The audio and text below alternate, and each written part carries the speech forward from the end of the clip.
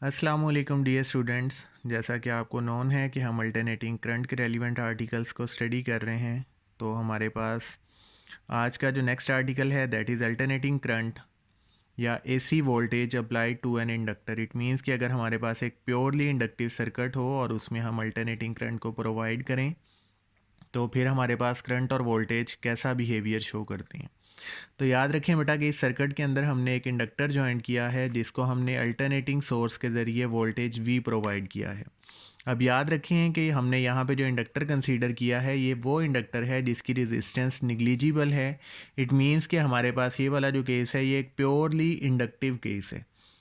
और अगर आपको याद हो तो मैंने प्रीवियस कुछ वीडियोस में आप लोगों को ये चीज़ क्लियर की थी कि जब हमारे पास सर्किट के अंदर इंडक्टर यूज़ किया जाता है तो फिर हमारे पास किरचॉफ्स वोल्टेज रूल को हम इम्प्लीमेंट नहीं कर सकते इक्वेशन कैलकुलेट करने के लिए। तो इसीलिए फिर हमने यहाँ पे फैराडेज लॉ को यूज़ करते हुए इक्वेशन डेवलप की। इक्वेशन क्या है जी कि अगर हम इस अल्टरनेटिंग सोर्स के कॉरेस्पॉन्डिंग वी वोल्टेज इंप्लीमेंट करें और हमारे पास इस इंडक्टर के अंदर इंड्यूस्ड ईएमएफ जनरेट हो, मींस के इंडक्टेंस जनरेट हो, तो हमारे पास change in current with respect to time minus L D I by D T equals to zero होगा। अब याद रखें बेटा कि अगर हम इस इक्वेशन को अरेंज करना चाहें तो D I by D T को एक साइड पे हम कंसीडर करेंगे। ये हमारे पास जो v है ये वाली इस साइड पे, सॉरी जो negative D I by D T है ये दूसरी साइड पे टर्म अगर ले जाएं हम तो इक्वेशन डेवलप हो जाएगी D I by D T equals to V by L. जैसा कि मैंने आपको यहाँ पे बताया कि हमारे पास अप्लाइड वोल्टेज v इक्वल है V M maximum peak voltage sine omega T, omega is the angular frequency. तो हम इस पॉइंट पे v की ये वाली वैल्यू सब्सिट्यूट कर देते हैं V M sine omega T, तो हमारे पास ये इक्वेशन डेवलप हो जाएगी। लेकिन याद रखें कि ये इक्वेशन जो हमारे पास डेवलप हुई है that is corresponding to the change in current with respect to time, जबकि हमें इस सर्किट के अंदर किसी भी पॉइंट पे करंट की वैल्यू रिक्वायर्ड है, चेंज इन करंट की वैल्यू नहीं। तो हम करंट की वैल्यू किसी भी इंस्टेंट पे कैलकुलेट करने के लिए बेटा क्या करेंगे, इसी इक्वेशन को अगर हम इंटीग्रेट कर दें विद रिस्पेक्ट टू टी तो हमारे पास करंट की इक्वेशन डेवलप हो जाएगी। मीन्स कि अगर हम इस इक्वेशन को D I by D T को with respect to T integrate करते हैं तो फिर हमारे पास ये इक्वेशन कुछ इस तरह से राइट होगी। इस इक्वेशन के देखें वी अंदर V M maximum peak voltage और जो इंडक्टेंस एल है ये कांस्टेंट के तौर पे एक्ट करेंगी। तो फिर हमारे पास इसको हम इंटीग्रेशन से बाहर निकाल लेंगे और बाकी की टर्म्स को इंटीग्रेट कर देंगे। अब D I by D T की जो integration with respect to D T होगी दैट इज़ आई, और हमें पता है कि जो sine omega T D T होता है इसकी integration negative cos omega T हुआ करती है और साथ में हमारे पास यहाँ पे कांस्टेंट होगा। जबकि मैंने आपको बताया कि हमारे पास करंट की वैल्यू तो कांस्टेंट नहीं है, वो तो चेंज हो रही है विद रिस्पेक्ट टू टी। तो फिर हम इसको भी वेरिएबल के तौर पे कंसीडर करेंगे एज आ एंगुलर फ्रीक्वेंसी ओमेगा। तो याद रखें बेटा कि हमें पता है कि हमारे पास जो नेगेटिव कॉज ओमेगा टी की टर्म होती है that is equal to sine omega T minus pi by two. तो अगर हम इस इक्वेशन के अंदर ये रिजल्ट पुट करते हैं तो जो करंट की वैल्यू एक प्योरली इंडक्टिव सर्किट के लिए किसी भी इंस्टेंट के लिए कैलकुलेट होती है that is V M divided by L omega sine omega T minus pi by two. अब यहाँ पे याद रखें वी एम जो है ये हमारे पास मैक्सिमम पीक वोल्टेज है, जबकि एल ओमेगा जो है ये हमारे पास इंडक्टिव रिएक्टेंस है। एल जो है ये इंडक्टेंस है, omega is the angular frequency. तो हमारे पास जो एल ओमेगा है इसको हम एक्सएल से भी डिनोट किया करते हैं जो कि इंडक्टिव रिएक्टेंस जानी जाती है।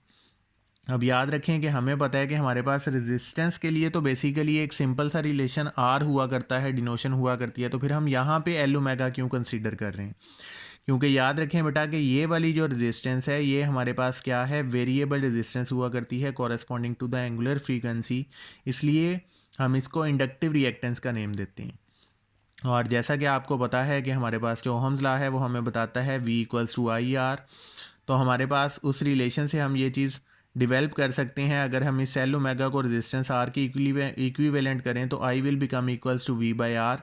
इट मीन्स कि हम इस रिलेशन में V M over L omega जो कि रेजिस्टेंस के इक्विवेलेंट है, V M over L omega की वैल्यू आई एम पुट कर सकते हैं, क्योंकि maximum peak voltage will become equals to maximum peak current corresponding to the resistance.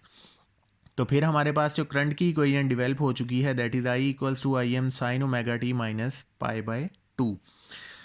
अच्छा, आप ज़रा अगर हम पॉइंट पे आएँ कि हमारे पास करंट और वोल्टेज क्या लैग करता है और क्या लीड करता है, तो हमने वोल्टेज की एक इक्वेशन राइट की V equals to V M sine omega T, और करंट की इक्वेशन राइट किया E=IM sin omega t minus π/2। अगर आप लोग इन दोनों इक्वेशंस पे गौर करो तो दोनों इक्वेशंस सेम हैं, लेकिन करंट की इक्वेशन में नेगेटिव π/2 का फैक्टर है। इट मीन्स के ओवरऑल इक्वेशन में से π/2 माइनस हो रहा है। तो अगर हम इन वोल्टेज और करंट की वैल्यूज़ को कंपेयर करें तो हमें यहाँ से पता क्या चल रहा है कि करंट वोल्टेज को लैग करेगा by the phase difference of π/2। और यही रिज़ल्ट हमने बेसिकली यहाँ पे गेट करना था कि क्या हमारे पास रजिस्टर के केस की तरह यहाँ पे करंट और वोल्टेज इन फेज़ होंगे, क्या आउट ऑफ फेज़ होंगे, क्या करंट लीड करेगा, क्या वोल्टेज लीड करेगा, क्या करंट लैग करेगा, क्या वोल्टेज लैग करेगा।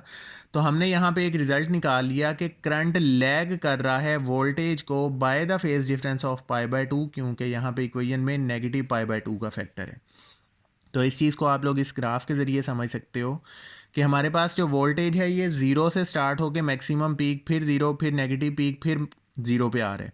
जबकि जो करंट है वो स्टार्ट ही तब कर रहा है जब वोल्टेज अपनी मैक्सिमम पीक वैल्यू पे है। इट मीन्स कि हमारे पास जो करंट है वो वोल्टेज को लैग कर रहा है by the phase difference of π/2। अगर हम कंप्लीट साइकिल की बात करें तो एक कंप्लीट साइकिल के कॉरेस्पॉन्डिंग जो करंट है ये 1/4 हिस्सा पीछे चल रहा है as compare to the voltage. Means कि जहाँ पे वोल्टेज मैक्सिमम है वहाँ पे करंट ज़ीरो, जहाँ पे करंट मैक्सिमम है वहाँ पे वोल्टेज अब फिर से ज़ीरो हो चुका है। जहाँ पे करंट ज़ीरो होगा वहाँ पे वोल्टेज अपनी नेगेटिव पीक को अटेन कर चुका होगा। इसी तरह आप इस चीज़ को बेटा फेज़र डायग्राम से भी डिनोट कर सकते हो कि अगर हमारे पास विद रिस्पेक्ट टू टाइम अगर वोल्टेज किसी भी अपनी एक पीक वैल्यू को अटेन कर चुका है तो जो करंट है वो उससे π/2 से लैग कर रहा है। यहाँ पे देखें हमारे पास एक कंप्लीट साइकिल को अगर हम π/2 की फॉर्म में लेके आना चाहें तो वो 90 डिग्री होगा। तो इट मीन्स के Vm के कॉरेस्पॉन्डिंग जो Im है ये इससे 90 डिग्री पीछे चल रहा होगा। अगर Vm इस पॉइंट पे होगा तो करंट यहाँ पे, अगर Vm इस पॉइंट पे होगा तो करंट यहाँ पे। It means during complete cycle जो करंट है वो हमेशा वोल्टेज को 90 डिग्री के फेज डिफरेंस से लैग करता रहेगा। तो आई होप कि आप लोगों को बेटा ये चीज़ अंडरस्टैंड हो गई होगी कि रजिस्टर के केस में तो करंट और वोल्टेज जो हैं वो इन फेज़ हुआ करते हैं, जबकि जो प्योरली इंडक्टर का केस है इसके अंदर हमारे पास जो करंट है वो लैग करता है वोल्टेज को by the phase difference of π/2। Thank you.